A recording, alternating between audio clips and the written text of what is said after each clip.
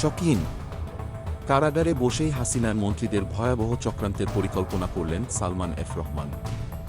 এটা কি সত্যি? কারাগারে বসে সাবেক প্রধানমন্ত্রীর বেসরকারি উপদেষ্টা সালমান এফ রহমান কি সরকারের বিরুদ্ধে ভয়াবহ চক্রান্ত শুরু করেছেন? তিনি কারাগার থেকে নির্দেশনা দিয়েছেন যে সবাইকে প্রস্তুত থাকতে হবে। কিভাবে এই ঘটনা পুরো দেশে তোলপাড় তুলবে তা আপনি জানলে চমকে উঠবেন। সালমান এফ রহমান, জুনাইদ আহমেদ পলকসহ আরও ৮ জনকে আদালতে হাজির করা হয়। তবে শকিং ব্যাপারটা তখনই ঘটে যখন তিনি তার আইনজীবীকে বলেন, সরকার আমার ৪০,০০০ শ্রমিকের চাকরি খেয়েছে। ১০,০০০ শ্রমিক মাঠে নামলেই পুরো দেশের পরিস্থিতি বদলে যাবে। এদিকে সালমান এফ রহমান যখন জানতে চান নেত্রী শেখ হাসিনা কী বার্তা দিয়েছেন, তখন তার আইনজীবীরা কোনো উত্তর না দিলে তিনি আবারও বলেন, নেত্রীর বার্তা অনুযায়ী সবাইকে রেডি থাকতে বলেন।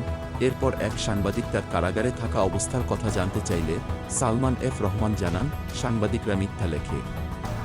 আমাকে ঠিক সময়ে খাবার দেয় না, কুরআন শরীফও দেয় না, ফোনে পরিবারের সঙ্গে কথা বলতে দেয় না।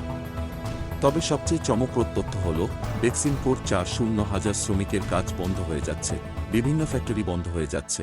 আর এর পেছনে সরকারের ভূমিকা কী? পুরো দেশে চাঞ্চল্য সৃষ্টি হবে এর পেছনের আসল রহস্য জানলে।